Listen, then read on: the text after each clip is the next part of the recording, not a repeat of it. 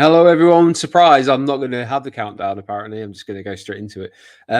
This is what happens when you try and mess around with new features on StreamYard. Apparently, you can set yourself an intro video, but it just plays like that.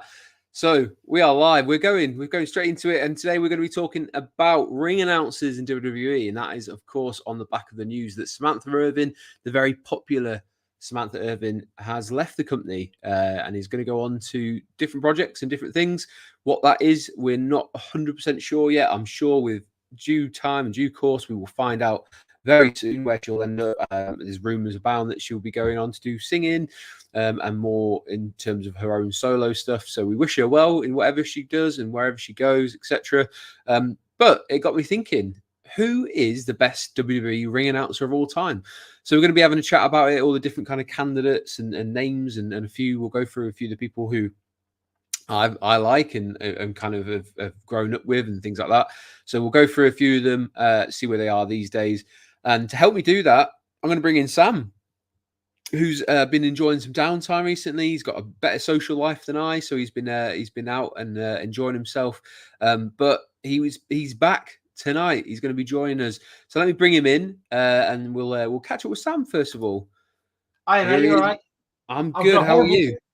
I'm all right. I've got a horrible feeling I'm a bit laggy on your end. I don't know, because you're very laggy on my end. So I don't know if it's my internet or yours. But I am downloading a colossal file on my PS5, so that might be why. But we'll see how it goes. Yeah. Well, yeah, we'll go for it, and then whatever happens. But I don't know why when you said maybe laggy, like for some reason in my head I started playing that Stacey Keebler, like she's got legs but she's got lags instead. She got lags. Yeah. There's a lot of lag. I think the bandwidth. Again, I'm in a very rural area, as you know, so our internet isn't what other people's is, but we make do. So we're all up north, mate. So it doesn't. We'll see. We'll see how we get on. We should be fine. We've got our trusty moderator Mark is in.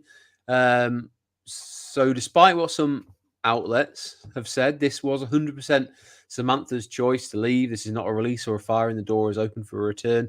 It seems like these days when someone leaves WWE, most of the time it's quite amicable, and then people move on. They either run the contract down and leave that way. It's occasionally they obviously have let people go, but it seems to be a very different company and kind of like feeling around the business at the moment.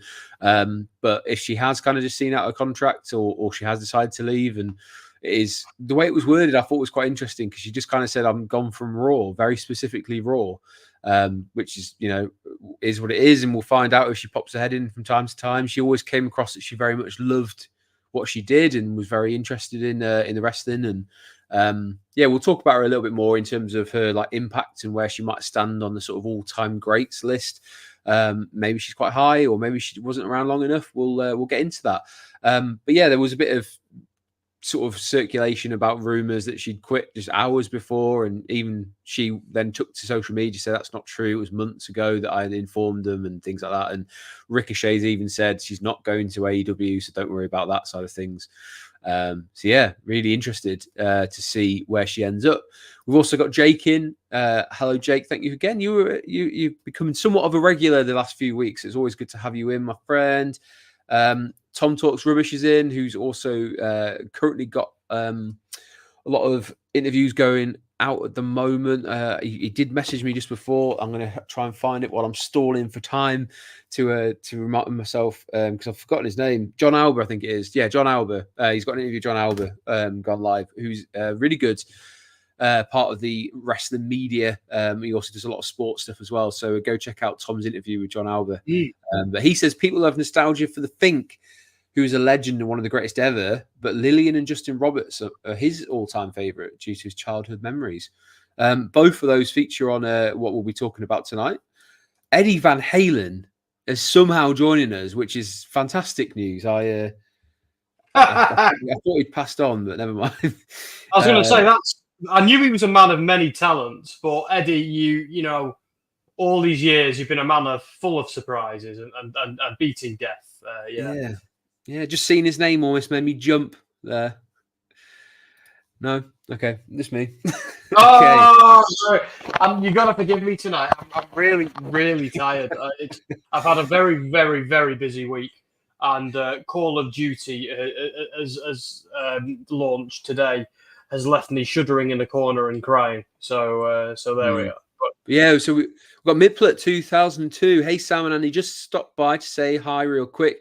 Can't stay as of right now, but sending love your guys' way. That's very kind of you. Thank you for joining us. No matter how short a time it is, it's always a pleasure to have you in, my friend. Jake's saying he used to be in all the time, but past couple of years he's been working a lot, so I haven't been able to join. But the shifts have changed and it's made it a bit easier. Well, again, fantastic to have you in. Let me know in the comments then, guys, no matter how long you're in for, who's your favourite all-time ring announcer for WWE? What's your thoughts on Samantha Irvin? Where does she kind of stack in that as well?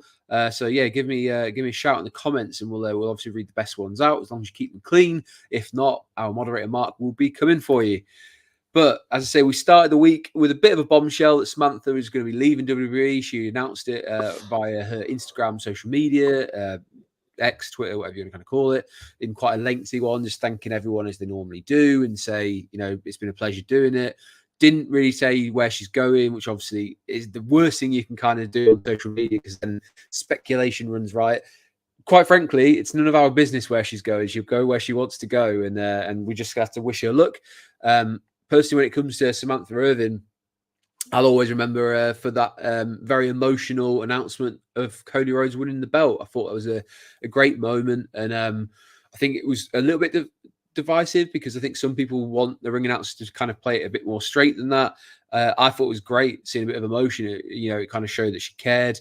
And of course, outside of that, you've got the Chhhelssea Greeeeen stuff that she used to do, the Ludwig Kaiser, and she was very good at putting a bit more character behind the superstars just by saying the name in a slightly different way. So yeah, I'm quite well practiced. Sorry, Andy. I was going to say I'm quite well practiced with that Ludwig Kaiser because I say it with Jess. So I'm gonna give that once here. She used to go Ludwig Kaiser. She used to do it like that every time. I'm quite well practiced. You should see me doing the Chhhelssea Greeeeen one. I can do that too. But anyway. Well, feel free. Go on. You've teed us up with the Chhhelssea Greeeeen. She'd always do it like that. Yeah, that is pretty good actually. I think your Chhhelssea Greeeeen was even better than your Ludwig Kaiser one.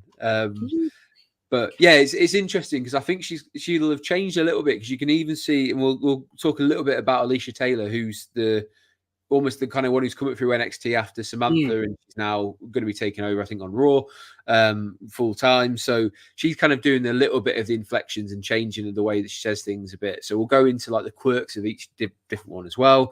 But yeah, we'll go into that. We've got a couple more comments in there.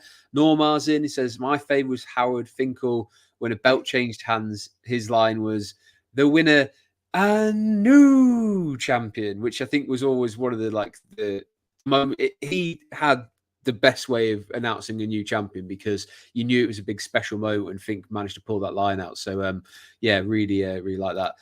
Miplet, before they obviously go, said his favorite is definitely Samantha and then Finkel. What a day. Let's says I'd choose Justin Roberts. And Mark says, oh my god, Mark, you know what? I'm firing Mark again. Who am I kidding? Mark's higher on the hierarchy than I am these days. So no. Fair I like Cole, really. I do. I'm going to start things off with an honourable mention because I actually had a bit of a soft spot for Greg Hamilton because when I went to WrestleMania 35, he actually stopped and had a bit of a chat at the the Access show, and he was a lovely guy. And obviously things didn't work out for him. He had to kind of back and forward with, I think it was a rapper. And who had sampled his voice from a WWE entrance without permission, and I think he'd said basically he was going to get WWE's lawyers to help him out and win this court case, and it all seemed to unravel from there, unfortunately for Greg Hamilton. But Greg Hamilton was probably best known for introducing Shane McMahon and holding the best in the world. That was like Greg Hamilton's bag. So yeah, he had to do a lot of that. That was the worst. Do you remember when they asked that little kid during that storyline? They asked that little kid, who's the best in the world? And he goes, CM Punk. And that was when Punk was persona non grata. And I was like, and she didn't know what to do. Like, and I was like, you idiots. Obviously, if you say best in the world, obviously a fan is going to say CM Punk. And they walk right into that. You can't just take someone's gimmick and repackage it. Anyway, but... But the other thing is that happened this week is obviously we've got the return of Lillian Garcia, who, for me anyway, like growing up watching WWE in the late 90s and 2000s, Lillian Garcia was a huge part of that. And even to the extent where like she'd occasionally kind of do some of the entrances, like there's a very famous clip of her introducing Triple H as the former world champion and then getting chased through the crowd. And she obviously used to sing the national anthem a lot. And then she went off to go, she had a bit of a singing career as well. And then she kind of had her own podcast, but she's come full circle and come back full time to WWE, which is cool. But it would have been a better, as Mark just said there, if it hadn't leaked, it was more of a surprise. You could tell she was a little bit rusty, a little bit nervous when she introduced the first match as a number one containers match for the number one containers tournament, tag team tournament, which is a shame. She got a couple of bits and pieces like tied up, but it's to be expected. If you haven't been doing that sort of thing in front of a live audience, that you're going to fall over your words a bit. But she said something weird on Raw this week. She said a word really, really oddly on Raw this week. I can't remember which one it was. Well, she said containers instead of contenders, didn't she? Was that this week? No, there was another one where she kind of like let it sit in her throat and went like Popeye for a minute. And I remember just going like, wow. But no, it's like Lillian Garcia was always great. But anyway, I'll wait until we get there with who I think is the best and blah, blah, blah, blah, blah. I used to enjoy her like interactions with The Rock as well, where he used to kind of like do a bit of like over the top flirting with her and she'd kind of lean into it a little bit as well. Got Toonami are back and alive, which, to be honest, as a Newcastle season ticket holder, I'm very glad to see someone with that kind of name join us. Who's also going Justin Roberts. We will get to Justin Roberts, I promise. He is on. There we go. Speak of the devil. Oh dear. Very old photo because let's face it, Justin Roberts has been gone quite a while now from WWE, and is killing it in AEW. He's very popular. To the point where I think Tony Khan's come out and said we wouldn't be taking Samantha Irvin on anyway because we're very happy with the work that Justin Roberts does. But again, he's one of those ones who's kind of there's moments in time where he's remembered probably best for being choked out by Daniel Bryan by his necktie is Justin Roberts' moment in WWE. But he used to have like the way he said Undertaker was really cool. Like, you know, he put a bit more of his own personality into it, which is always, as I say, one of the biggest things you look for. But I'm interested to see if you have said that Justin Roberts is your favourite, put in the comments why Justin Roberts is your favourite. Like, what is it about Justin that makes it? But you kind of made a noise there. What's your opinion on look, I'm not a massive fan. I'm sure he's a decent guy. I'm sure he's a great guy, but I've never been a huge fan. He has grown on me a little bit more recently because like they go, here's the Dapper Yapper, and he'll come up and do his thing. And I always find him a little bit forgettable. But recently, when the heels have been misbehaving, he's been saying their stuff with like less enthusiasm, like deliberately if he's annoyed. And that's been quite good. I actually like it when the referees and the announcers show a bit of personality. I love it when someone gets in the face of a referee and they shove the wrestler back. Like some refs are bigger than the performers, and that's it's quite like heavily used to do it. Yeah, like see, I like some people. I think they should all just be props. No. That's why Samantha Irvin was so good and so celebrated. But I have a few views about Samantha Irvin that I'll say in a bit because I think if you were to put a gun to my head and ask me who's my favorite announcer of all time, I probably would say Samantha Irvin. Because I feel like she's differentiated herself from all the others in the short time that she's been doing it. She will be the one I remember the most.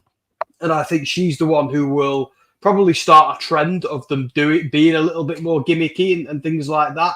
I think she's the one who's okayed it. But I have one Samantha Irvin memory that I will never forget. And it's quite personal. At least to us who went to a house show in Liverpool last year, where Samantha came out and said, guys, this is my first time in Liverpool. This is my one opportunity to do it. I'd love to just sing Hey Jude with you. And she did. And she sang it with the crowd. And then it's only after that show did I realise she had the Beatles tattooed on her arm doing the Abbey Road walk. Yeah. So she's clearly a huge Beatles fan. And so that meant a lot to me as a guy who lives an hour away from Liverpool. And so I'll always remember her for that. And I love the Ludwig Kaiser. And I love all that stuff. So anyway, back to Justin Roberts. I've always found him a little bit forgettable in comparison to all the others. No disrespect to him. Yeah. I'm trying to think of the ones like Undertaker obviously used to kind of like have a big like different voice for, and John Cena was the other one where he's like Gian, like he'd kind of hold the John for ages, wouldn't he? He does it now with Moxley. Yeah. People bring signs to AEW putting an I in the John, like so it goes Gian. Yeah. Moxley. So like people actually bring signs for that. So he is quite iconic for that, I suppose. And like if I was to do that, people would be like, "You all right, mate? There's something in your throat." So he can pull it off. I think you've made it when like certain superstars or wrestlers kind of say, "Oh, you're my preference." Like Norma saying, I don't know if he's saying Michael Buffer is Hogan's announcer of choice, because obviously there's that kind of like if Michael Buffer was there, the Let's Get Ready to Rumble and that side of things is very much a case of like it's transcends boxing and wrestling. Yeah. Like that was his thing that he kind of became known for. And obviously he did WCW for quite a while, and I think he did one of the Royal Rumbles, I think they got him in for. Michael Buffer, again, I don't think he was around long enough or consistently enough to kind of be in with a shout of being one of the best ring announcers, but obviously being involved, brings legitimacy to things like that.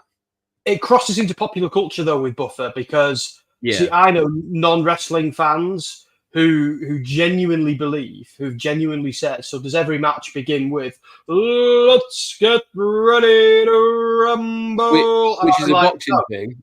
Yeah, exactly. And I'd be like, "No, mate, that's a boxing thing." And no, not every match or and they were like, yeah, but because like yes, they've done it in wrestling loads of times. But it's interesting that some people who might not understand boxing or wrestling associate that with wrestling and just think that's just something that happens all the time. So I think Buffer might win or be a contender to win purely based on that. And I think he's even been in The Simpsons and stuff like that as well. So I think the fact he had is like a catchphrase, which then other announcers, like even in like UFC, have started to do it, where it's like "Let's get it on," or like where they do the like kind of their line to start things. And like he was such a WWE thing of like putting that line in there and kind of getting the crowd hyped, because as you said, when you go to it's more obvious when you go to those house shows and live shows, the ring announcers have more personality and they interact more with the crowds, and they've got to like peddle the merch and say, "Hey, we've got an exclusive T-shirt for Newcastle. We've got an exclusive T-shirt for Liverpool, and you can go get it from the concession stand now." And then kind of hype up who's coming out next, or what we've seen already, or what's still to come. So they're the ones when it's a live audience that you feel it a bit more. When you're on TV, you obviously got the commentary teams who do a lot more of that work and kind of explain the stories behind it. But the ring announcers are the ones where live you feel it more.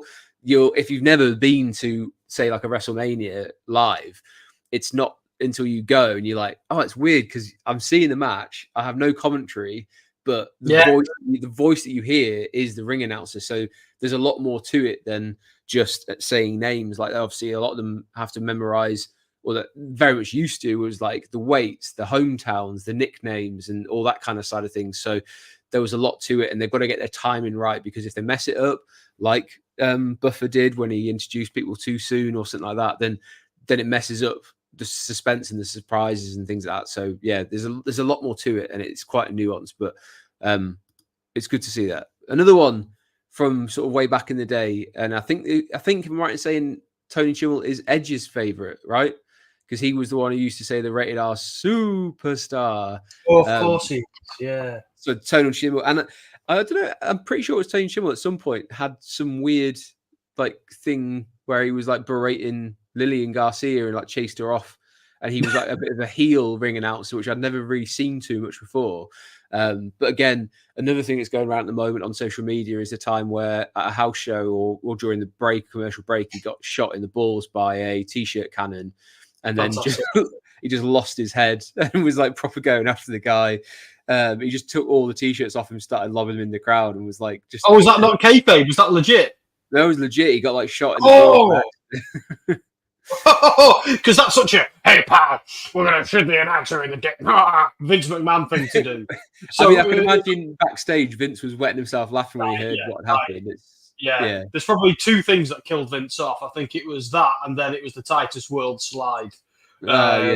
Which I've heard from people in the room, by the way, just to go on a little tangent. I've heard from people in the room, like when that happened, there was no gorilla position for about 3 minutes. Once the commentators recovered, and they were like, right, where's gorilla? There was no gorilla because everybody who was there was dying, was just on the floor in bits, and the entire thing fell apart. And because I paused it and just kept on rewinding it before I actually recovered and got back. God, it's funny. It is funny, but like if he had literally gone like a few inches one side, he was going to hit like the ring like post that's in the middle. It's like the stanchion. He would have just cracked his head. So it is funny, but like he legitimately could have just cracked his skull. Anyway, John G, hello, thank you for joining us. Who keeps it nice and simple, says, "Hey, Andy and Sam." But yes, if you haven't watched that clip, go just type in Tony Chhell t-shirt cannon and you'll find it. It is really funny how annoyed he gets. That's what I'm doing straight after this, by the way. That's what then I'm going to watch Titus World slide again. I also noticed that Mark gifted a Gimme a Hell Yeah membership, which is very kind. Yeah. Thank you for doing that, Mark. And here's another one. I think a lot of people will obviously say like Samantha is their favorite now, or possibly Justin Roberts, we've seen a couple of shouts for, but the one that consistently comes up as well is Howard Finkel, who obviously the late Howard Finkel, and a Hall of Fame member. He was inducted in 2009. Fun fact for you, if you didn't know, Howard Finkel was actually WWE, or as it was then the WWF. He was the very first employee that Vince ever hired. So he was the first employee of the company. So I think he still holds the record for the longest outside of Vince in terms of tenure within the company as well. So first and longest member. So that's once Vince once bought it off Vince Senior. Finkel was the first. But I didn't know that. That's amazing. Yeah. Yeah. My brother-in-law was asking me, have I watched the Vince documentary today? I was like, oh, Daniel, we've done a whole podcast on it. Sweet summer child, go watch our review of it. Yeah, let me hook you up. Yeah. I thought you followed. I thought you followed my podcast religiously, Daniel. Well, I do that all the time when someone's like, "Oh, have you heard about this?" And I was like, "You obviously don't subscribe to the channel." Which, let's face it, if you haven't subscribed, go hit that subscribe button now, because then you find out that we've done lots of videos and lots of Friday night features. Anyway, I digress. Howard Finkel, first time that he ever called a WWE event or WWF event was Madison Square Gardens, all the way back in 1977, and his very last one, his voice was used posthumously at Backlash 2020 for Edge versus Randy Orton. They used a recording of his voice to introduce them after he passed away. So he, obviously spanned 1977 to 2020. That is a hell of a stint in terms of having your voice and played over in this industry or any industry really. That's some longevity for you. But Finkel, obviously always well known for his very unique voice and the way of announcing a winner. I always loved it when there was a new champion just to hear Howard Finkel announce it. So that was the kind of like the biggest thing that he did.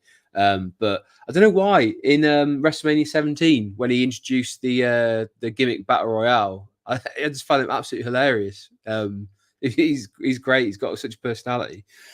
Thoughts or any memories of Howard Finkel?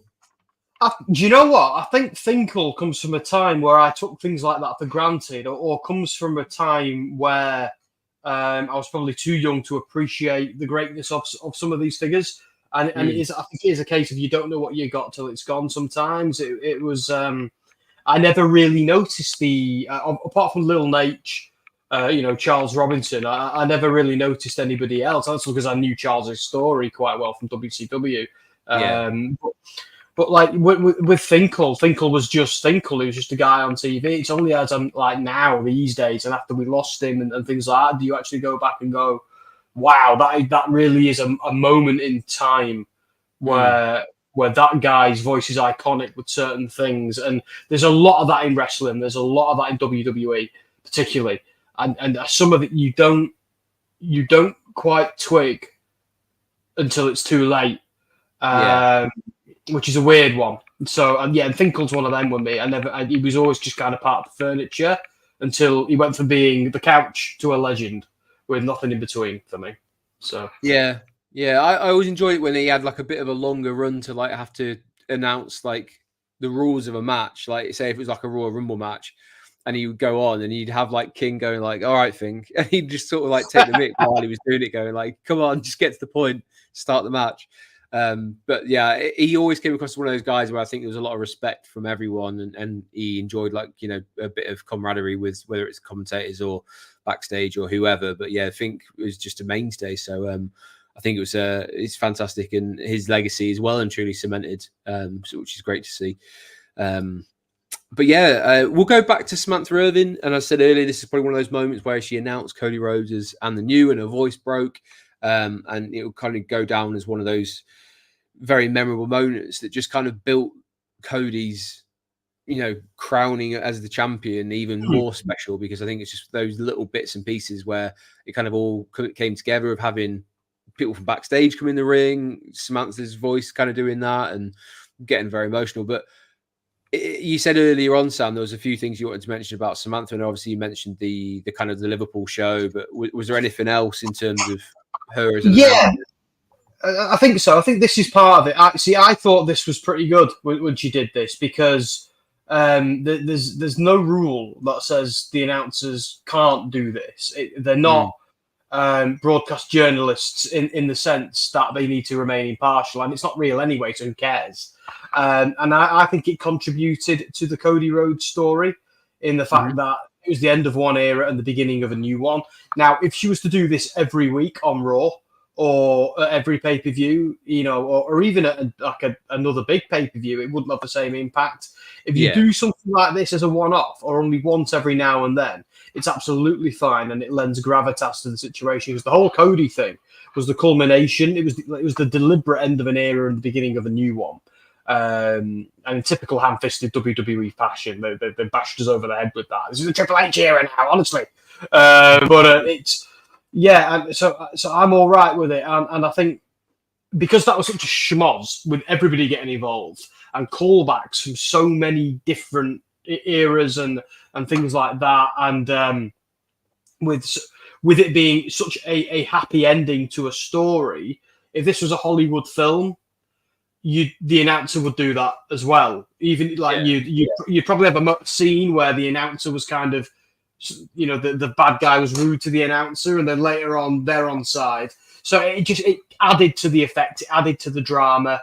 So yeah, I loved it. And when it comes to like where she's going and stuff like, it's like you said at the start, it's no one's business. Like, I have my own thoughts on where she's going and why.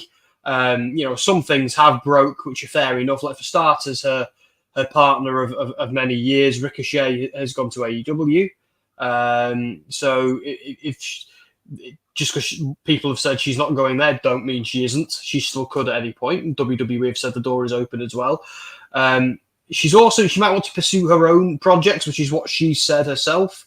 And that's fair enough, because WWE, if you work for WWE, you are kind of stuck. There's lots of opportunities in WWE, but not so much for you personally to go and do other things outside of it. You're kind of stuck in there, but it's fine. They're the Disney of wrestling. But she might want to go and do other things, because there's been a lot of like incel hate. Like, in this day and age, if a woman shows a little bit of agency, people will go after her online in the harshest possible way. And those people just need to take a shower, get out of the basement, and get a life for it. Really, like, she's a human being with agency. She can do whatever she wants. She can go wherever she wants, work wherever she wants, and there's nothing you can do about it. It's that simple. So So let her. I wish her all the best. Am I disappointed though that she's left WWE? I am, because here's my final thought on her. I don't think she's been there long enough to really, really cement her legacy as the greatest of all time. Give her a couple more years, and I think like a couple more years, she would absolutely have taken that. I think she's gone a little bit too quickly, and I can't help thinking, like, fair enough with her solo projects, but I can't help thinking she's following her partner, at least eventually, a little bit like Renee Paquette did. And there's nothing wrong with that. If that what works for your family and your lifestyle, then that's what you've got to do. And again, if somebody doesn't like it, screw them. Who cares what they think? Like, the lion does not concern themselves with the opinions of the antelope. Something I've said twice today. But I mean, at the end of the day, even if she were to go to AEW, as much as WWE fans, would probably not like that idea or whatever for whatever reason, because let's face it, wrestling's tribal as hell. You've got to remember her partner is in that company.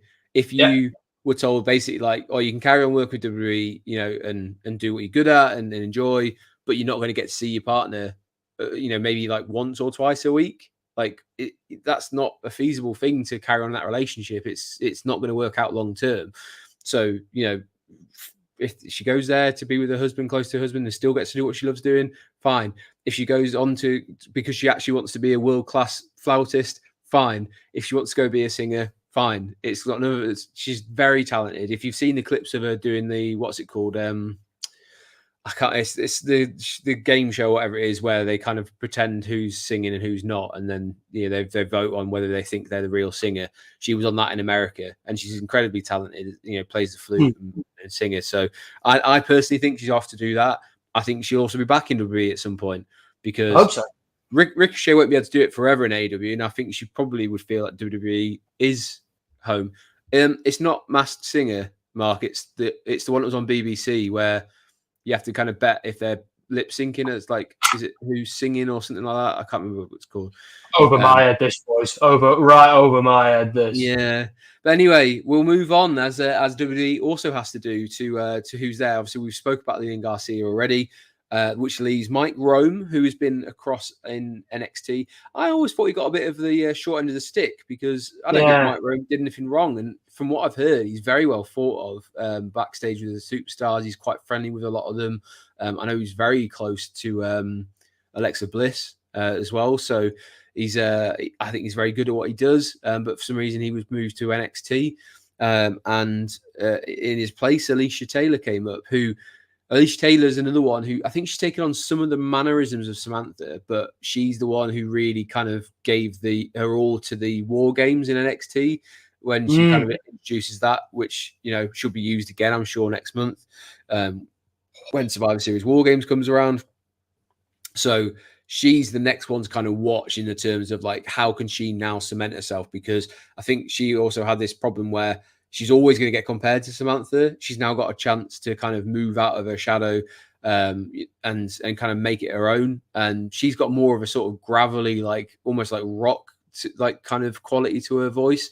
So I kind of hope she just continues to make it her own. But yeah, Alicia Taylor is the next one out the gate who I think people will be hopefully enjoying. But it'd be interesting to see if she continues any of the quirks, like the Chhelsea Greeeeen stuff or anyone. Does she use that? Do they encourage it? Will they bring someone new in? Well, they'll always have to have that conveyor belt of talent of who's next. And now that Samantha's moved on, it frees up a potential spot of the trainee to come through and push them to get onto the main roster. So watch this space. Who's going to be next up? But very much so at the moment, Alicia is looking like the one who's probably going to lead it because Lillian Garcia, yes, she might have come back full time, but I don't think she's going to be around all that long. It depends what her passion levels are like for it. But I'd like to see them kind of like her nurture the kind of up and coming talent as well. Yeah. So that's it. We're going to call it there. It's been a good chat about ring announcers that kind of, I guess, until this happened, it's not a position that a lot of people speak about all too often. You won't see too many blog articles or videos about it. I know obviously like Samantha kind of changed the game a little bit and people were taking more notice. Some of it because, let's face it again, a lot of wrestling fans are quite thirsty when it comes to social media, and all she had to do was put up a photo and it would send social media into a bit of a tizzy. But she's also extremely talented, and she will be missed by the company. But that's all we're going to be going through. Obviously, there are a couple we could have gone into. Jojo Offerman, once upon a time, was a ring announcer as well. And so we've got Michael Buffer. And there's a few that we could have mentioned, but they're the kind of main ones that stick out for me. Yeah, I would say, I would probably be Samantha Irvin.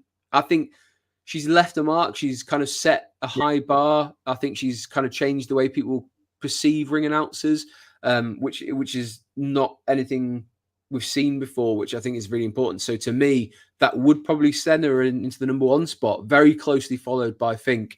Who I always enjoyed hearing. So yeah, personally, I do. Norma said maybe a chat one day about favorite ringside announcers, as in commentary teams. Yeah, we could do that. We'll do that in the future, absolutely. So yeah, we'll certainly see. Gimme a hole, yeah, says results are in. So Samantha, number one. I think she has to be. Yeah, like obviously Finkel's more iconic and stuff like that, but for me as a fan in recent years, yeah, it's been awesome, man. Awesome. And also, speaking about being fans of things, TNA Bound for Glory this weekend. Sam also had a big interview with TNA. Yeah, well, to be fair, we have a TNA interview once a week these days. It's near enough. It's pretty awesome. But certainly not complaining, loving it. But yes, Masha Slamovich and I had a little chat. I don't think we're going to put the video up on this one. I think we are just going to leave it as an article because I think we got all the pertinent points. The rest of it was just her and I mucking around, so which is what it often is. But you should have seen me and Trey Miguel. It was like two naughty schoolboys. But I think we get on well. But yeah, so go and have a read of that on WrestleSphere. And I'm going to go to bed, mate, because my eyes are closing while I'm here. I've had a very, very busy day. So I'm going to love you all and leave you all right now. So take care, guys, and I'll let Andy play you out. I know I don't normally do this, Andy, but I want to go and see me wife. I'd rather that than you just fall asleep with your head and face plant the screen. That would be quite a good way to finish it. I might do that one. That'd be bants. Right then, guys, I'll catch you later. So we are going to wrap up there. Thanks very much to Sam. And I said, go check out WrestleSphere, where you can see a lot of interviews, especially when it comes to the TNA side. I also spoke to Brody King this week. So that interview will be coming out, early next week. So check out the feature. We'll post the video up there. Dom has got it all ready and sorted, so keep an eye out for WrestleSphere. So make sure you head across there, click subscribe, make sure you get that bookmarked on your favorites as well. But we'll certainly talk a bit more about that in the coming weeks as well. I believe next week we'll be going through I think it's Crown Jewels preview, and we'll also be having a chat soon about a certain storyline that I'm very interested in, which involves Xavier Woods and New Day in the direction they're going in with that, which I think is a fascinating one. So join us probably the week after Crown Jewel, where we'll talk about that in a little bit more detail and let it breathe a bit more. But for now, I really appreciate everyone joining us. Obviously, Sam has headed off to bed already, but I really appreciate Sam coming and lending his voice to it. So if you are watching this in the future at any point, obviously just not live, drop us in the comments. Let us know who is your all-time favorite WWE ring announcer and why. I can see a few people saying Joe Henry's going to be winning this weekend as well at Bound for Glory. So we'll see. We'll certainly see. But thank you very much for joining us, especially Dean, who's just popped his head in right at the end there. But for now, if you are watching any wrestling, I hope you enjoy it. I've been Andy. That was Sam when he was here before. This has been Gimme a Hole Yeah and Wrestling Royalty. Have a great weekend, guys. See you later.